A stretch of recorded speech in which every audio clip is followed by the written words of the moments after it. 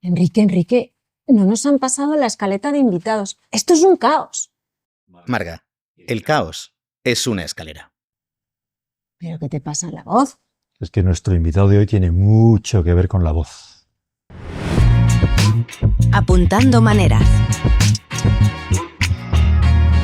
Actor de doblaje, comunicador, gran intérprete de emociones y matices, emprendedor, empresario, pero sobre todo una voz que conecta y que comparte con el gran público.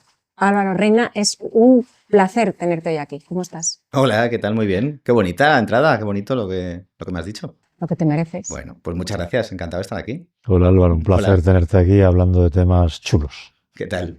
¿Cómo te encuentras? ¿Cómo llegas hoy hasta aquí? Bien, liado, pero muy contento. Metido en aventuras que me motivan y disfrutando del día a día. ¿Sí? Ujú. ¿Alguna de esas aventuras que nos puedas así...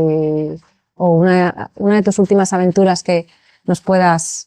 Una de mis últimas aventuras está en cines ahora mismo y se llama Hoppers, que es la última película de Pixar, de Disney, y ahí he doblado al lagarto, a Tom, que curiosamente es un bicho que se ha vuelto viral, que la gente está compartiendo memes de él y que está impulsando la película, y me han elegido para ponerle la voz, ¿no? Entonces esto Qué guay. me gusta, es gratificante. ¿Qué sentiste, Álvaro, la primera vez, que escuchaste tu voz en boca de otros, en la pantalla? Pues mucha responsabilidad y mucha ilusión. Pero fue mucho más curioso lo que sintió mi padre, porque la primera película que hice con un personaje con cara, digamos, porque en doblaje cuando empiezas haces ambientes, haces voces de fondo, pero la primera vez que me dieron un personaje, que es una película, una comedia que se llama Solo Amigos, pues claro, fui a verla con toda mi familia, ¿no? Invité a mis padres, nos fuimos a verla, y cuando salimos digo, bueno, ¿qué os ha parecido? Y me dijo mi padre, yo estaba muy nervioso, porque cada vez que le tocaba hablar yo era que no se equivoque, y yo, pero papá, si está grabado, o sea, no me puedo equivocar. Entonces, él tenía esos nervios, ¿no? Y yo tenía la responsabilidad y la ilusión también. Qué bueno. ¿Qué edad tenías? Pues esto debía ser, qué sé, tendría 24 o 25 años, una cosa así. Muy bien, muy bien. Oye, Álvaro, una curiosidad. 24, 25 años. Pero ¿en qué momento fuiste tú consciente de que probablemente tu voz tenía algo especial o que ibas a vivir de tu voz? Que eso es difícil de proyectar, ¿no?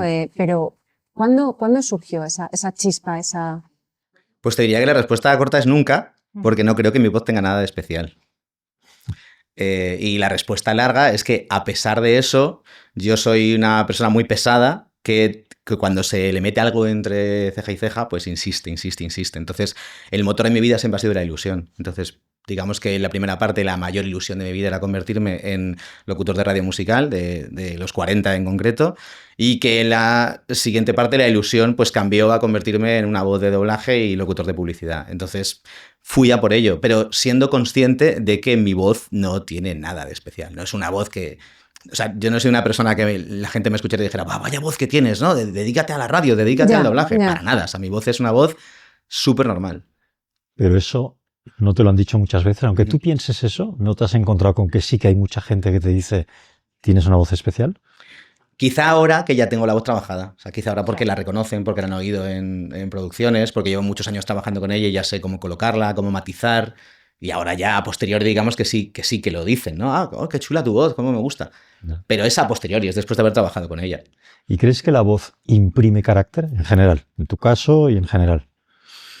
Creo que la voz es la puerta que tenemos a transmitir emociones la más directa, probablemente la voz y los ojos, ¿no? Es lo que más queda. Entonces, tú con los ojos cerrados escuchas la voz de alguien y te puede transmitir muchísimo. Creo que por eso, por ejemplo, la radio es una herramienta tan poderosa, ¿no? ¿Por qué nos gusta tanto escuchar radio o podcast solo de audio, ¿no? Sí. Te vas a dar un paseo, te pones un podcast y te transmite. Es por eso, porque la voz es una puerta abierta a nuestras emociones. Totalmente. De hecho, ¿te sucede que hay con voces en tu vida cotidiana, ¿vale? En vida cotidiana, estar comprando en el supermercado, poniendo gasolina... ¿Te sucede que hay con voces que te giras y te das la vuelta? Por supuesto. ¿Sí? Por supuesto que me pasa. ¿Y qué es lo que...? O sea, me lo puedo imaginar hasta cierto punto. ¿Qué es lo que especialmente te llama la atención? ¿Qué es lo que hace que al escuchar esa voz te des la vuelta? hay dos cosas. Una cosa es lo que esa voz transmite, ¿no? Cómo me llena esa voz. De repente digo, guau, qué voz tan bonita, qué matices tiene. Y hay una segunda parte que es la ejecución. Entonces, cuando yo me junto escucho a alguien y oigo una voz, digo, ¡guau, qué voz más especial! Sí. Pero no la está ejecutando especialmente bien, simplemente digo, ¡guau, qué voz más especial! Pero cuando escucho a alguien con una voz muy especial y que además técnicamente la ejecuta muy bien, ahí me vuelvo loco, ahí me desmonto. ¿Sí? Esto me pasó en Sevilla, que entré a una iglesia y entonces había alguien leyendo un pasaje de la Biblia. No era el cura, era cuando dejan que la gente que ha asistido a misa suba a leer, ¿no? Y subió un señor a leer y yo me quedé diciendo, yo me voy a quedar un rato más escuchando a este tío porque es increíble, porque era maravilloso. Y cuando sucede eso, me imagino que puede haber dos situaciones, ¿no? Que sea algo natural, y entiendo que normalmente pueda estar vinculado a una profesión o a una trayectoria de vida que haya detrás, me lo invento, ¿vale? Pues que este señor sea profesor o simplemente que haya sido narrador o contador de cuentos o porque le gusta, ¿no? A su familia o a sus hijos y puede ser que por otro lado haya la cara B de que haya trabajado su propia voz por algún motivo, ¿no? Entonces, en alguna ocasión, como esta que nos cuentas, has llegado a tener una conversación pues, natural o espontánea y acceder a, oye, ¿tú trabajas con tu voz? ¿O en alguna ocasión ha pasado esto? No, nunca he pasado ¿no? Simplemente me he quedado disfrutando, ¿no? Y maravillado de lo que oigo. Pero es un poco lo que tú decías, hay algo que viene innato. ¿Sí? O sea, por un lado está el vehículo, digamos, que es la voz. Hay gente que tiene voces que tienen muchos matices o que tienen muchos graves o que tienen muchos armónicos y eso es, digamos, el coche que te viene de serie. Y luego está el aprender a utilizar ese coche. Claro. Que si tú tienes una voz maravillosa de entrada y encima aprendes a utilizarla muy bien, pues eso es increíble. Claro. Pero es complementario. Yo conozco gente con voces increíbles, pero que no tienen técnica y no saben transmitir con ella. Y gente que tiene voces muy normalitas, pero que transmite muy bien. Fíjate. Claro, entonces existen los tres ejemplos, ¿no? De hecho, una de las cosas que tú haces, ¿no? Con tu equipo es mentorizar, ayudar a las personas a trabajar su voz técnicamente. Cuéntanos un poco cómo es este proceso, ¿no? Dentro de lo que nos acabas de explicar, que hay voces que de por sí, como muy bien decías, es innato y hay una predisposición, pero también te habrás encontrado que otras no tanto y sin embargo a través de un trabajo que es lo que hacéis vosotros, conseguís llegar a ese punto, ¿no? Nos gustaría que nos contaras un poco cómo es ese trabajo que tú realizas. Sí, hay veces que se pone en contacto gente conmigo que le han dicho esto típico que te decía yo antes, ¿no? De tienes una voz estupenda, ¿por qué no trabajas en doblaje? ¿Por qué no trabajas en publicidad? Y te dicen, mira, esta es la voz que tengo, te mando unas demos o te enseña algo que ha hecho y te dice, ¿tú crees que podría tener trabajo? Entonces, pues yo le soy muy sincero, lo escucho y lo que les digo es, tienes la herramienta, tienes la voz, pero te falta adaptarte al medio, ¿no? Porque si me está hablando de que quiere ser locutor de publicidad, adaptarse al medio de publicidad. Sí. Si me está hablando de doblaje, adaptarse al medio de doblaje, ¿no? O si lo que quieres es dar una charla, pues es otro medio, o actor de teatro es otro medio. Y yo lo que hago cuando ellos les apetece y les gusta, pues es hacer esa mentoría, esas clases particulares, digamos, que es hacer una experiencia real en un estudio, en los que yo les voy guiando hacia el sonido que está buscando el mercado al que quieran acceder. Vale. El más habitual suele ser la publicidad. Sí. Y ahí les voy ayudando un poco a, paradójicamente, olvidarse de su voz, porque la voz es lo menos importante, por ejemplo, en locución de publicidad. Claro, o sea, yo te digo esto sobre todo porque de cara a nuestra audiencia, en este podcast, que ahora profundizaremos, hablamos mucho. O sea, nuestro corazón es el talento, ¿no? El talento, el liderazgo humano. Entonces, esa audiencia que nos está escuchando, me gustaría que comprendiera que si tienes herramienta, luego hay un trabajo detrás. Que no se llega a los sitios, o sea, que tú puedes tener el talento, pero si no lo cultivas, se pierde o no vas a poder sacar oportunidad de ello, ¿no? Y de vivir de algo que realmente, generalmente, ese talento, esas fortalezas nos suelen apasionar. Entonces, saber que hay un trabajo detrás. Y esto lo hilo, querríamos preguntarte, entendemos que llegar hasta donde has llegado no ha sido fácil y que ha habido una trayectoria detrás. Nos gustaría un poco que nos contaras cuál ha sido tu trayectoria y bueno, como coloquialmente se suele decir, cómo te lo has currado, porque me consta que te lo has currado mucho. Bueno, no sé cuánto quieres que me extienda. O sea, tengo un poco la versión rápida. El principio de esta historia sería cuando tenía 14 años, que yo me obsesiono con la radio musical, con los 40 en concreto, y le hago una pregunta a mi padre. Me quito el Wellman y le digo, oye, papá, ¿te puedo preguntar una cosa? Sí, dime, hijo. Estos que están en la radio presentando discos, ¿lo hacen por hobby o les pagan por ello? Y me dice mi padre, no les pagan, es un trabajo. Digo, ¿es un trabajo? ¿En serio? Sí, sí, es un trabajo. Y entonces ahí dije, pues ya está. Digo, esto es lo que yo quiero ser. Yo quiero que me paguen por presentar discos en la radio. Y entonces ahí me obsesiono con eso. Voy pasando por radios locales. Después monto incluso una emisora de radio en casa con la ayuda de mi padre y ahí emitimos durante 4 años. Ahí tengo, digamos, mi gran escuela porque tenía una radio de FM en la parte de arriba de mi casa donde hacíamos programas con todos mis amigos. Y ahí estoy 4 años practicando y luego voy pasando de emisora a emisora hasta que a los 24, o sea, 10 años después, ya por fin consigo llegar a lo que son a los 40, donde estuve trabajando 10 años. Esa sería la primera parte. Y la segunda parte es que en paralelo a eso yo quería tener un plan B por si lo de la radio no salía y me interesaba mucho el tema, a mí me alucina el cine y me interesaba mucho el tema del doblaje. Me formé en doblaje, mi primera formación fue con Salvador Arias, que fue por ejemplo el director del doblaje de Ciudadano Kane. Wow. Y ahí estuve practicando hasta que él me dijo, bueno, creo que ya puedes ir a los estudios a pedir pruebas y empecé a pedir pruebas poco a poco y lo compaginé con la radio. Y en 2014, que ya acaba mi trayectoria en la radio, pues decido centrarme en doblaje y en publicidad. Y ahí pues me pongo, digamos, un poco más pesado y consigo ir poco a poco teniendo papeles más importantes y también poniendo voz a marcas más importantes hasta el día de hoy. El hilo conductor de todo esto es que soy muy pesado, llámalo pesado o constante. Digamos que es que digo, quiero ir a por eso y me da igual lo que vaya a tardar. Entonces en la radio fueron 10 años, en doblaje desde que empecé hasta que tuve mi primer personaje protagónico fueron 8, ¿no? Que no me importan los plazos.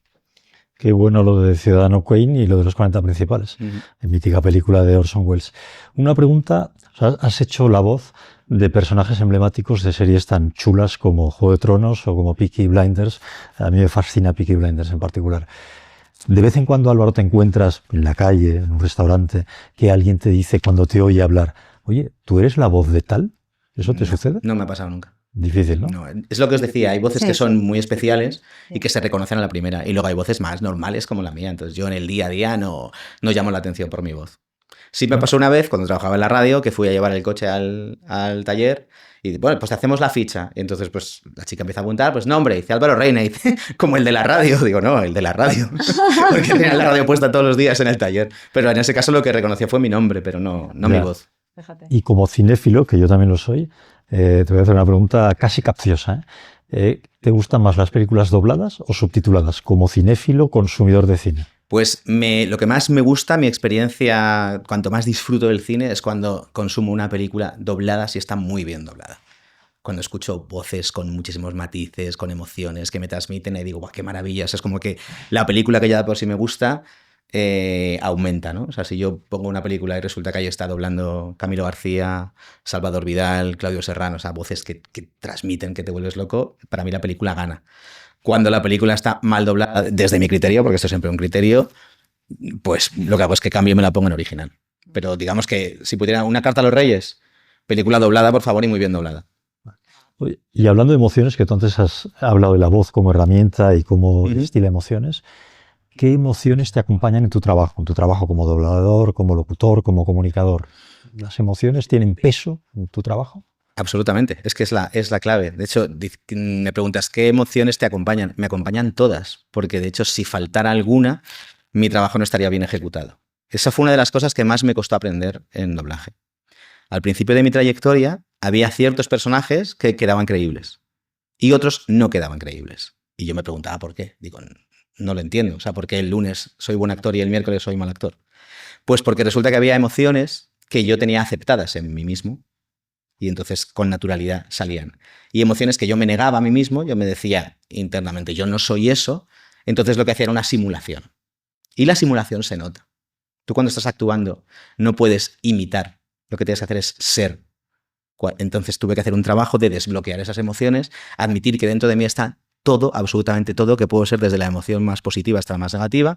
Una vez desbloqueada, si me pones delante un asesino psicópata, no simulo ser un asesino psicópata, sino que lo soy.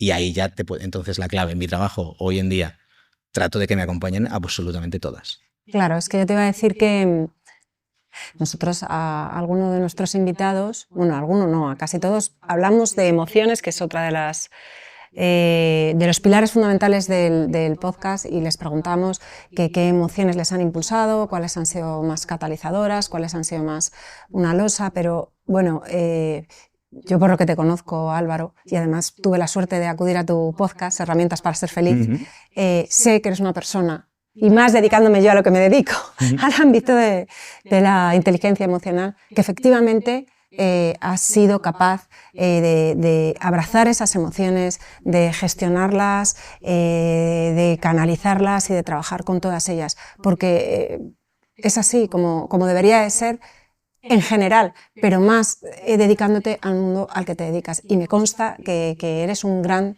trabajador de emociones, y por ello emocionas al público, es así. Pues muchas gracias. No, es que es una realidad. Además, dime. Preguntémosle el lado personal, ¿Sí? para llevarlo al Álvaro Reina persona, ¿no? ¿Qué te emociona particularmente? Eso es. ¿Qué es lo que te emociona? ¿Hay gente a la que le conmueve el mar o la naturaleza, una buena conversación? Vale. En tu caso, ¿qué te emociona, qué te conmueve? Me conmueve ver cuando alguien consigue un objetivo, cuando alguien me cuenta, llevo 6 años detrás de esto y lo acabo de conseguir. Yo cada vez que veo eso tengo algo por dentro que digo, qué maravilla. O sea, ¿sí? Ver a alguien conseguir lo que sea, ¿no? O sea, o pones la tele y ves que de repente piensas, esta chica que está en las Olimpiadas, ¿cuánto habrá entrenado para llegar hasta aquí? ¿No? Y entonces yo ahí lo pienso y me pongo en su lugar, ¿no? Mis películas favoritas son las películas que cuentan la historia de alguien que lo ha tenido muy difícil y que acaba consiguiendo algo, ¿no? Cuando yo veo eso digo, guau. En busca de la felicidad, de Will Smith, pues de mis películas favoritas, porque digo, qué locura este hombre que estaba en la calle, ¿no? Entonces, eso es lo que más me emociona, digamos, ver a alguien que consigue sus objetivos. ¿Sabes qué? ¿Sabes por qué sonrío tanto, Álvaro? Porque me está emocionando. Cuando llevaba un año emprendiendo, tú y yo nos conocimos de manera espontánea a través de LinkedIn. Y apostaste por mí. Y viniste, rodamos en casa, hicimos un episodio súper bonito, y cuando terminó ese episodio tu mensaje fue: no te rindas, esto va a salir, lucha. Has hablado antes de perseverancia, nuestros invitados hablan de perseverancia, todos. Por lo tanto, el talento que tú tienes, aunque digas que tu voz, en fin, has explicado muy bien cómo has trabajado esa voz, y para mí eres absolutamente talentoso. Con tu voz y como actor de doblaje y como persona, que es a lo que voy, y has estado perseverante. Entonces, cuando te llamé para este podcast no lo dudaste, y fue una de las primerísimas llamadas que hice y te lo hice saber. Por lo tanto, estoy casi convencida de que tú hoy te alegras y te emocionas cuando ves que Marga Michinel va poco a poco, perseverante, consiguiendo sus objetivos. Por supuesto. Y comparto contigo tu visión, me encanta ver. Creo que en el mundo artístico nos emocionamos mucho cuando vemos que alguien consigue determinados hitos, porque sabemos lo complicado que es. Me encanta. Yo cuando he entrado aquí he visto el equipo que tenéis, ¿no? Y os veo con las sudaderas, ¿no? A mí ver un proyecto que crece y que va funcionando y que se va haciendo grande, a mí me encanta, me emociono, lo siento como propio. Digo, ¡qué maravilla! Esta gente podía estar en su casa viendo la tele, pero ha decidido, no, voy a hacer esto. ¡Wow! ¡Qué genial! Te voy a preguntar una cosa, que ¿hay alguien cercano a ti o en tu casa que te siga con esto de la voz? Bueno, mi hija, sí. Sí, mi hija desde muy pequeñita me reconocía la primera en la tele, pero vamos, aunque saliera 3 segundos. Sí. Cuando tenía 7 años empecé a hacer algunas locuciones de publicidad. Sí. Y luego, pues unos años después, un buen día vino muy disgustada de clase, del cole, porque una profesora le había dicho que tenían que estudiar mucho y que tenían que aprobar los exámenes porque si no les iba a bajar la media. Era una niña muy pequeña. Yo decía, vaya discurso para una niña tan pequeña, ¿no? Y que digo, bueno, ¿y por qué lo llevas tan mal? Digo, ¿qué pasa? Que no es tan importante unas notas, ¿no? Y dice, papá, es que yo no quiero que me baje la media porque cuando yo acabe el cole yo quiero ir a la universidad del doblaje como tú, porque yo quiero ser actriz de doblaje.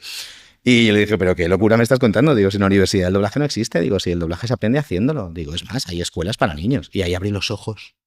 Me recordaba cuando mi padre me dijo, pagan a los de la radio, ¿no? Pues lo mismo. Dice, ¿cómo que hay escuelas para niños? Digo, sí. Y me dijo, pues yo quiero ir a una escuela. Se apuntó a la escuela y pues al tiempo empezó a hacer trabajitos de doblaje, empezaron a conocerla, empezaron a llamarla y digamos que su gran hito en su carrera, si no tan pequeña como es, pues es haber hecho doblado Lilo y Stitch. Madre mía. Doblado a Lilo en la versión nueva de Lilo y Stitch. Qué bueno. ilusión. Que además fue muy bonito porque yo también tuve un papel en esa película y fue la primera vez que grabamos juntos, que compartimos una peli. Que tu hija, siendo pequeña, descubra tu voz en personajes en la pantalla, de donde sea, en el cine, en la tele, eso es mágico. Eso es mágico. Es increíble. Eso es mágico. Decías, En busca de la felicidad, una de tus pelis favoritas. ¿Una o dos más?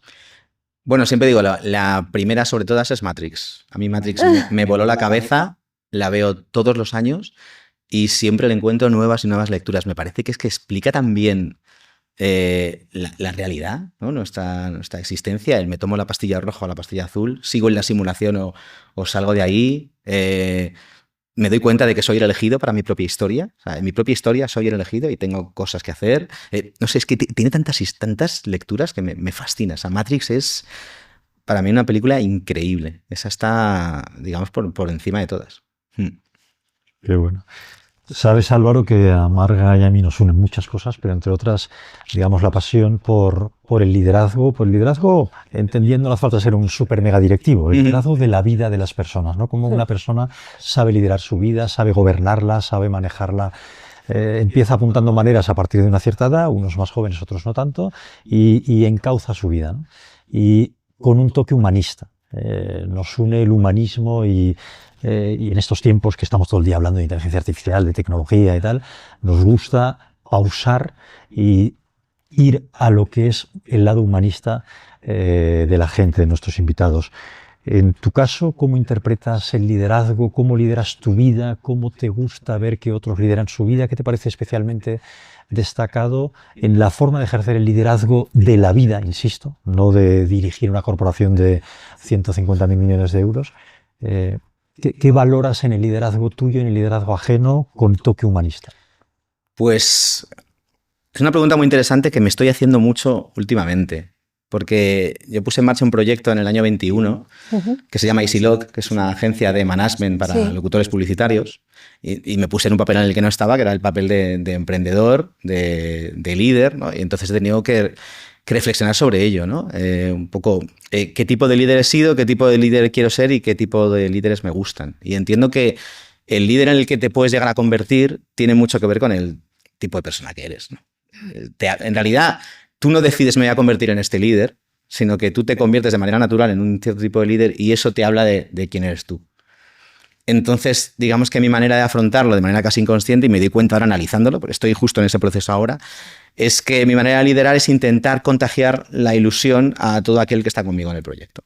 Digamos que lo llevaría por ahí. ¿Por qué? Por lo que me preguntabas antes de qué es lo que más te emociona. Si a mí lo que me emociona es ver a alguien conseguir sus objetivos, pues yo lo que intento es imprimir en mi equipo la misma ilusión que siento yo cuando un representado consigue su objetivo, cuando un cliente soluciona un problema, pues digo, fíjate qué maravilla.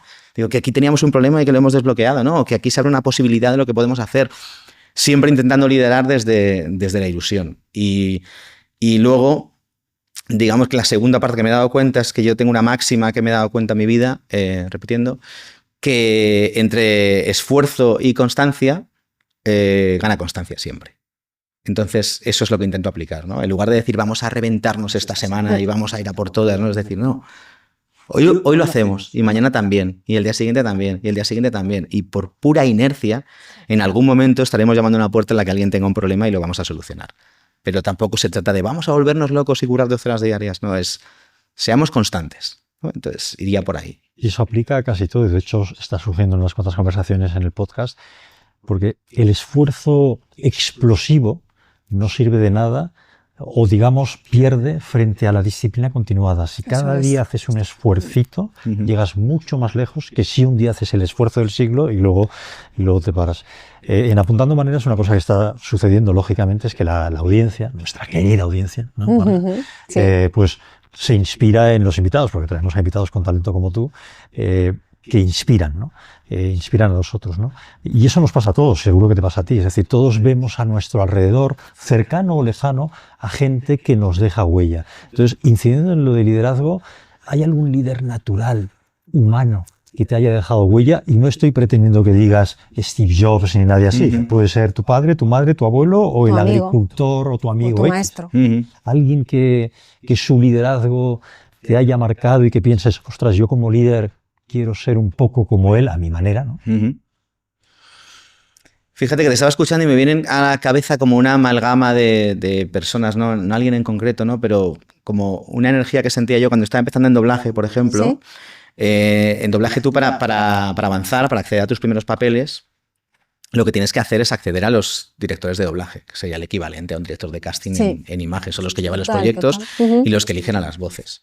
Y de alguna manera ellos son los que lideran el proyecto en cuanto a la parte artística y de actores. Entonces hay muchas maneras de dirigir. Cuando tú estás empezando, pues estás muy pendiente del director, de agradar al director. Y había algunos directores que lo que ejercían era un control férreo en la sala y que incluso hasta nos podían imprimir un poco de miedo a los actores que empezábamos. Y había otros que eran tremendamente amables, ¿no? y que te acogían. Entonces, yo eso, luego analizándolo después, pensaba, es que la segunda manera es increíble, ¿no? Porque totalmente identificas los nervios del chaval que está entrando y le dices, no, espérate, si esto es cuestión de práctica, ¿no? O sea, míralo, que lo vamos a hacer, ¿no? Y admiro mucho a la gente que ayuda a los demás haciéndolo fácil, ¿no? Haciéndolo sencillo, como...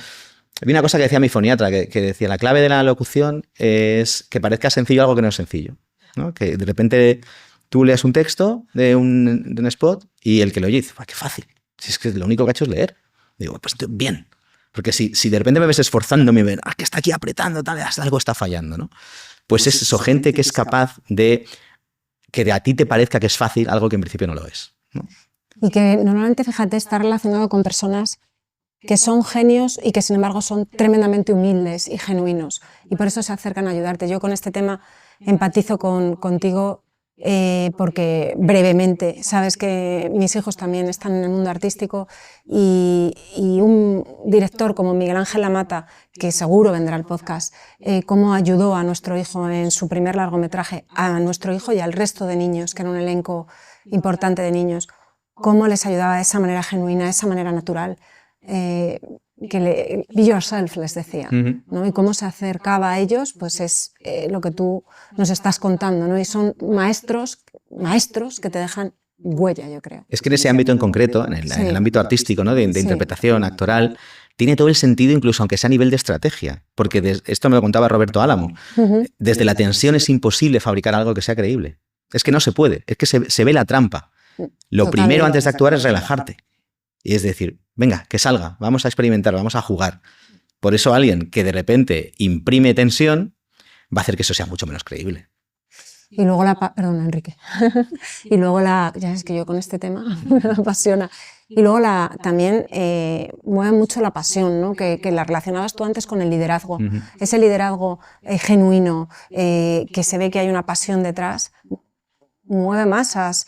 O inspira, no te falta masas, ¿no? Inspira al de al lado, que es lo que ha pasado un poco en tu casa también. Al final, si tú vives con pasión tu profesión y la trasladas, y esto para la audiencia, con aquello que nos apasione y a lo que nos dediquemos, o no nos dedicamos, pero nos apasiona, muy importante con nuestros hijos, el que ellos son lo que ven, y al final se lo trasladamos, ¿no? Eso y un montón de cosas más, la cocina, la lectura, la buena conversación, no lo sé, hay muchas maneras de trasladárselo y creo que eso es liderazgo también. Sí, está relacionado con una cosa que hablamos en el podcast, no sé si recuerdas, que creo que en la vida hay como dos grandes energías, que es la ilusión y el miedo. Puedes llamarlo ilusión o puedes llamarlo amor. Si tú ves a alguien actuando con ilusión o actuando con amor, está enamorado de la vida, eso te abre algo dentro de ti y te inspira. Y si ves a alguien con miedo, pues te retrae, ¿no? O sea, te asusta, te incita a no hacer cosas, porque al final todo va un poco de lo mismo, ¿no? Sí. Va un poco de que al final somos básicos y o tenemos amor a la vida o tenemos miedo a la muerte. Pues es que todo se resume en eso. Entonces, si tú ves a alguien ilusionado es porque está enamorado de la vida. Y si ves a alguien asustado es porque tiene miedo de morirse. Es así de simple. Y eso que es muy importante, Álvaro, lo relaciono con el liderazgo. Vuelvo al liderazgo. Hay líderes, el líder antiguo, que todavía hay muchos, no solo el de hace años, sino que hay muchos que lo hacen, lidera a través del miedo. A través del miedo consigues que otros hagan cosas. Otra cosa es que hasta dónde llega eso, ¿no? Y el líder actual, el buen líder, lo que tiene que hacer es inspirar entusiasmo, inspirar ilusión, ¿no? Utilizo la palabra que tú has dicho, hacer que crezcan tus colaboradores, ¿vale? Y luego me ha gustado, que era lo que iba a decir antes, lo que has dicho de tensión o relajación, porque eso también conecta mucho con la audiencia a todos los niveles, en la radio, en el cine, en una conferencia. Si tú estás relajado, eso conecta mucho mejor con el público que tienes delante, y si estás tenso, conecta negativamente con el público que tiene delante.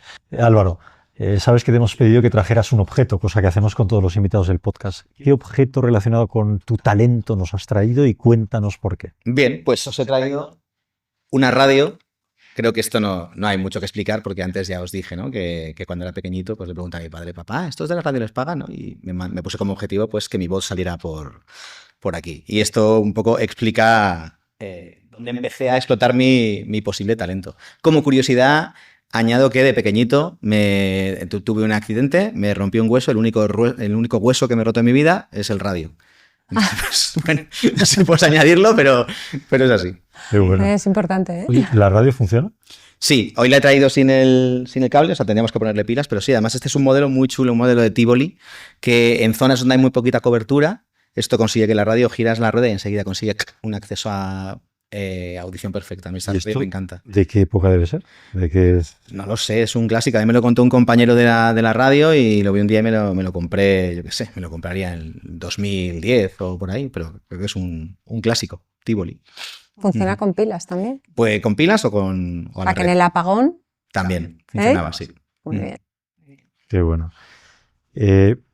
Nos has hablado antes un poco del emprendimiento en el que estás metido. Nos gustaría que lo estiraras un poquito más, que nos contaras algunas cosas más, lo que puedas desvelar. Sí, alguna cosa importante que tengáis entre manos. Os cuento, yo tengo una empresa de management de locutores que se llama EasyLoc, que creé en 2021 y que bebe de esa idea que os contaba antes, de qué es lo que a mí más me emociona, pues ver que alguien consigue sus objetivos.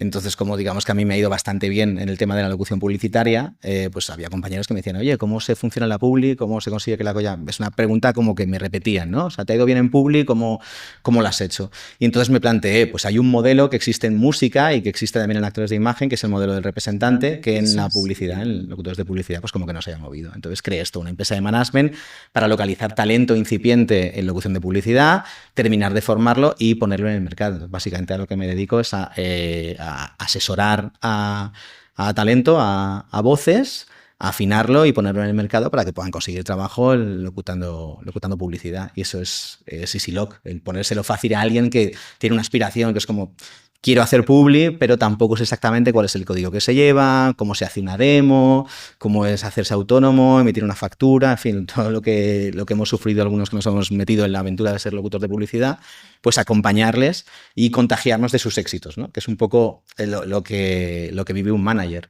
Esto, fíjate que antes me preguntabas por pelis, mi serie favorita la he visto entera 3 veces y no son pocos episodios, se llama El Séquito, que es la historia de un chaval que triunfa en Hollywood y se lleva a sus colegas y te cuenta sus aventuras, ¿no? Sus proyectos, sus películas. Y hay un personaje, al actor le dieron el Emmy varias veces, que es el manager de él, el que le consigue los trabajos, el que le negocia, el que le potencia, y es un tío que está histérico de la cabeza, que está loquísimo, que es un personaje maravilloso.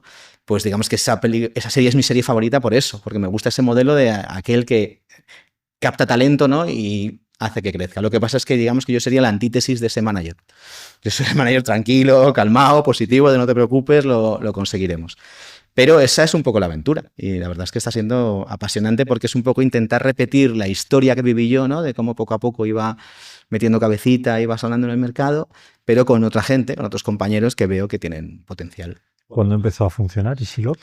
Pues arrancamos en el 21 y empezó a ser rentable en el 22.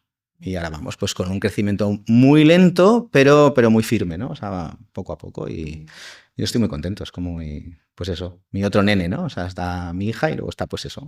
EasyLoc, que poco a poco va creciendo. Y sin dar nombres, Álvaro, desde su creación, o bueno, desde 2022 para acá, ha habido 2, 3 personas, bueno, sin número, que hayan llegado a vuestras manos y que y que hayáis dicho, wow, ¿no? Sí, hay varios casos de gente que no había hecho publi nunca y que ahora está haciendo marcas potentes, que está haciendo la ONCE, que está haciendo Orange, que está haciendo el Corte Inglés, o sea, que dices, no habían hecho nada y ahora están poniendo voz a marcas importantes y reconocidas. Y corrígeme si me equivoco, ¿no hay edad? No, no hay edad, claro que no. Es decir, que se necesitan voces en un ámbito, en un rango de edad, perdón. No, o sea, vuelvo a un poco a lo del principio, es que en realidad ni siquiera se necesitan voces, ¿no? O sea, la voz no es tan importante. La voz sí que te dice, pues, un poco cubre las necesidades del cliente en el sentido de que en un briefing de publicidad, pues mira, necesito un locutor de esta edad o con estas características, ¿no? Pues voz ronca o voz suave o voz joven o voz media, ¿vale? Esa es la parte, eso es lo que decía, es la herramienta, es el coche. Y luego está, vale, pero necesito que me transmita esta emoción en concreto. Entonces, tú puedes tener un tipo de voz, tú puedes tener una edad, pero eso solamente es el mimbre. La clave es, tú puedes ir a un estudio y transmitir cualquier tipo de emoción que el cliente necesite.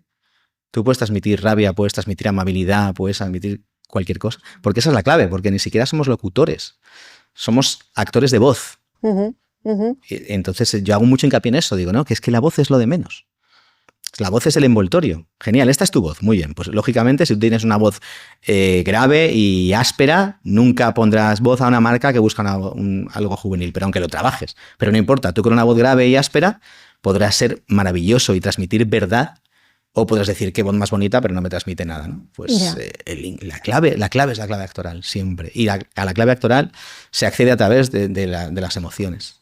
Y de la formación. De una formación exigente y ardua. Quiero decir que para esto hay que formarse mucho y hay que ser perseverante, que es lo que hablábamos antes, y para eso también estáis vosotros, para poderles acompañar, ¿no? En esa, aprender esas herramientas para conseguir ese objetivo, ¿no? Corrígeme si me equivoco. Sí, esa es la idea. Hay gente que accede a nosotros en un estado muy, muy incipiente, ¿no? ¿Sí? Yo lo oigo y digo, suenas bien, pero te falta afinar esto y esto, ¿no? Pues bueno, pues me pongo contigo y te voy dando los truquitos que he ido aprendiendo, te digo qué es lo que tienes que desbloquear y bueno, pues una vez que ya escucho que suena a mercado, que suena que a un cliente eso le puede convencer, pues entonces cuando ya empezamos a jugar. Y otra cosilla en relación a esto que antes me surgió y no me quiero quedar con las ganas.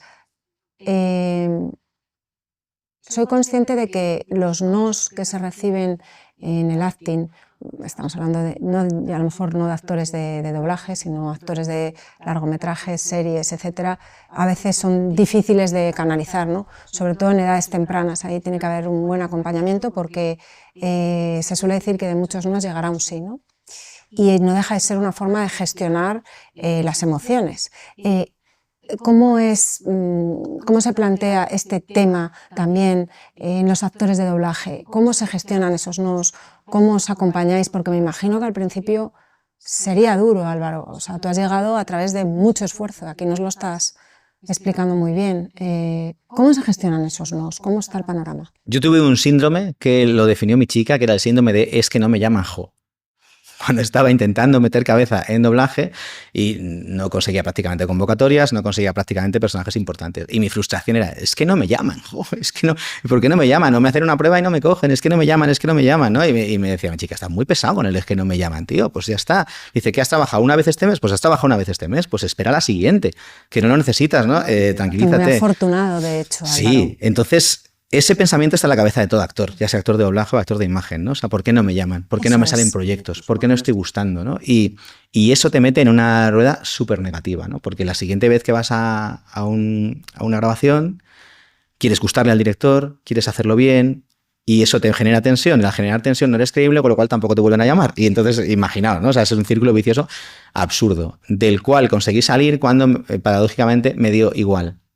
Yo ya no quería trabajo. Yo ya decía, mira, me da igual. Si quieren que me llamen y si no, que no me llamen. Pero cuando me llamen, voy a ir a disfrutarlo y a pasarlo bien, porque no tiene sentido que esta, que es mi pasión, se convierta en algo de sufrimiento. Yo no puedo ir a trabajar y a sufrir. Entonces, si me llaman, pues voy y me lo paso pipa. Y me da igual. Yo lo hago lo mejor que sé y luego me olvido. Y en el momento que me empezó a dar igual, pues fue cuando me empezaron a llamar. Pero esto es muy difícil de entender, porque es contraintuitivo, ¿no? Lo lógico es pensar, cuanto más esfuerce y más caña le ponga a esto, pues más me van a llamar y mejor lo haré. No. Cuanto más me relaje y más sea simplemente una diversión, no sea un reto, sino una experiencia creativa, más fácil será que yo transmita verdad y me volverán a llamar. Así es. Paradójicamente, los actores de doblaje que más trabajan son a los que menos les importa. Les ves en sala, están súper relajados porque es lo que hacen cada día y les sale súper natural porque no le dan importancia. En el momento que le das importancia a algo, generas tensión. Y al generar tensión, como actor pierdes valor. Y esto es algo de lo que cuesta años salir. Os lo digo por experiencia propia. Yo estuve años ahí. Y es probablemente, te diría que esto es el 80%. O sea, hay un 80-20, pues el 80 es, tío, te tiene que dar igual. Tienes que hacerlo muy bien, pero te tiene que dar igual lo que pase después. Mira, esto es lo que yo sé hacer y después, pues tú decides. A mí me dan noes cada día. Yo entro en casting cada día y no me cogen. Y hago una prueba para una película y no me cogen. ¿Eso está hablando de mí? No.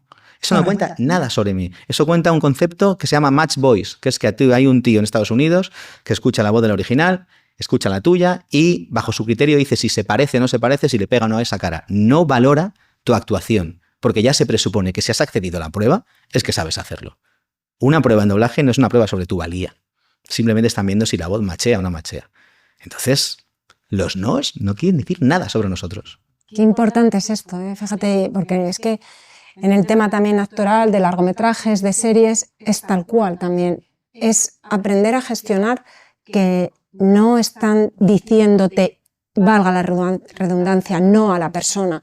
Están diciendo no muchas veces a un perfil. Como tú muy bien dices, en ocasiones, cuando ya llegas hasta cierto punto, ¿no? En los castings vas pasando fases, tu actuación, tu acting, puede estar a la altura, pero a lo mejor no eres rubia o no tienes 60 años o no tienes los ojos suficientemente abiertos o etcétera, etcétera. Son cosas que escapan a tu control. Olvídate, tú ocúpate de aquello que puedas controlar y del resto olvídate porque no tiene nada que ver contigo. Eso es. Y eso no solo vale para el mundo artístico, que esto está claro que pasa para la vida, cualquier tipo de actor, pero en el mundo emprendedor también. Es decir, un emprendedor, un autónomo, lo digo porque hay muchos que no escuchan, entre la audiencia, tiene ese miedo, ¿no? a que no le contraten, a que no le llamen. Bueno, y hay que saber tener el foco adecuado, la paciencia, la perseverancia, la resiliencia, para que las cosas, si las vas haciendo bien, acaban fluyendo y te acaban llamando. Creo que el foco sería que tu propuesta de valor sea maravillosa, sea algo que tú comprarías, que sea increíble, tú la ofreces y después te olvidas. Dices, mira, esto es lo que yo hago. ¿Te gusta? ¿Te interesa? ¿Te parece...? Vale, pues adelante. ¿No te interesa? ¿No te ayuda? Bueno, pues no pasa nada, no me compres porque igual no eres mi cliente, igual es para otro.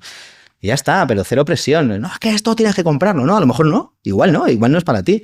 Pero yo tengo que estar enamorado de mi propuesta. O igual no es para ti en este momento. Claro, igual dentro de un año me dices, oye, ahora sí te necesito. Pues genial. Y vamos a entrar en dos bloques fijos de apuntando maneras, pero antes de eso, ya que te tenemos aquí, ¿hay alguna frase de película, de serie, algún eslogan de publicidad que te acompañe, que lo tengas, que lo hayas hecho muy tuyo? Y me atrevo a pedirte que nos lo sueltes aquí con toda tu voz. Sí, a ver, nunca lo he locutado yo, pero me parece que es el gran mensaje, que es el mensaje de la campaña de Nike, que es just do it. Simplemente hazlo. Ante la duda, hazlo. Ante la duda, actúa. Eso sería un mantra. Just do it. Oye, Álvaro, si tuvieras que confesar así y ahora algún pecadillo profesional. Mi gran pecado profesional, que hila un poco con lo que os conté antes, fue durante una etapa de mi carrera estar tan obsesionado con el éxito que no disfruté del proceso, que yo cada día sufría en el trabajo porque pensaba que no conseguía mis objetivos y entonces me machacaba más y sufría y no lo pasaba bien. Incluso hubo una época en la que compaginaba radio, actividad de DJ, locutor, actor de doblaje, trabajaba 7 días a la semana y me acabé cargando paradójicamente en esa búsqueda del éxito, me cargué mi herramienta de trabajo, me empezó a fallar la voz. Y claro, la reflexión fue, o sea, estás poniendo en peligro tu voz, que es tu talento, es aquello que te da de comer, por la búsqueda de un éxito que en realidad que es el éxito, ¿no? O sea, que entonces ahí tuve que hacer esa reflexión de decir, no, tío, marcha atrás, disfruta de lo que tienes y cada día pásalo bien y esto es un juego. Mi pecado, obsesionarme con el éxito y por el camino cargarme el disfrute. Creo que es el más grande que he cometido. O sea, que a día de hoy le pones atención al autocuidado, ¿verdad? Siempre, siempre. La pregunta que me hago siempre es, ¿estás disfrutando? ¿Lo estás pasando bien en esto que estás haciendo? Vale, pues sigue. ¿No lo estás disfrutando? ¿Hay algo que dice, pues deja de hacerlo, que no pasa nada, ¿sabes? Esa es la pregunta. Y la otra pregunta difícil es, ¿Alguna mentira piadosa relacionada con lo profesional que te repitas casi a diario? Una mentira. Una mentirilla piadosa hacia ti, como esto lo termino en un momento. No sé, yo creo que me cuento bastante verdad, ¿no? Que es importante contarte verdad. No sé si en algún momento me habré mentido, probablemente sí, ¿no? O sea, a lo mejor... Hay una cosa que me pasa, no sé si es una mentira, pero hay una cosa que me pasa que es que me emociono con un proyecto, con algo, qué ganas de hacer esto. Y cuando me doy cuenta, pues me metí en una vorágine y digo, ¿pero por qué me he metido en esto? Digo, porque es que estoy muy loco, ¿no? Lo contaba en un podcast en el que me entrevistaron, que es que, ¿cómo te definirías? Y yo decía, pues me defino como un flipado. Porque es que me flipo con algo y ya me da igual. Oye, ¿por qué no hacemos un podcast? Venga, vamos a hacer un podcast. Pues tú lo viste en tu casa. Sí, y nos plantamos allí con la cámara, con los sí. micrófonos. Oye, vamos a hacer un videoclip. Venga, hacemos un videoclip. Yo que sé, que eso no lo hemos hablado, pero yo hago canciones en mi casa por puro hobby. Un día me vine arriba, dije, ya que tengo aquí una cabina, voy a grabar canciones. ¿Y por qué no hago una canción a la semana? Venga, pues una canción a la semana. Y a veces digo, ¿pero qué, a dónde vas? Entonces, quizá la mayor mentira que cuento es yo puedo hacer esto y puedo hacer esto y puedo hacer esto. Ya, tío, pero el día dura lo que dura, ¿sabes? No hay horas, ¿eh? No hay horas. Otra sección fija que tenemos en Apuntando Maneras es la de las dicotomías. Ajá. Te voy a lanzar una serie de dicotomías, una decena más o menos, y tú tienes que cantarte por una de ellas, sin más explicación. Oh, qué bueno. ¿Esta o esta? Qué bueno, que venga. ¿Preparado? Venga, dale. Oye, por cierto, ¿estás disfrutando del podcast? Ya que Mucho. a ti mismo. Mucho. Bien. ¿Beatles o Rolling Stones? Beatles, claramente. ¿Broncano o Pablo Motos? Broncano. ¿Colacao o Nesquik? Ninguno de los dos. ¿Madrugador o noctámbulo? Antes noctámbulo, ahora madrugador. ¿Mar o montaña? Montaña. ¿Estrategia o intuición? Intuición. ¿Silencio o conversación? Esta es difícil. Es que ambas aportan mucho. Ambas aportan mucho. Te diría que en esta época de mi vida quizá necesite más silencio. ¿Ser brillante o ser constante? Lo he respondido antes, Sí. ser constante, claramente. ¿Meterte en líos o quedarte con las ganas? Meterte en líos. Y la última, ¿ser recordado o ser querido? Ser querido. Para cerrar el podcast, no voy a pedirte que dejes un consejo, porque eso de los consejos, te voy a pedir que dejes una sugerencia a nuestra audiencia en cuanto a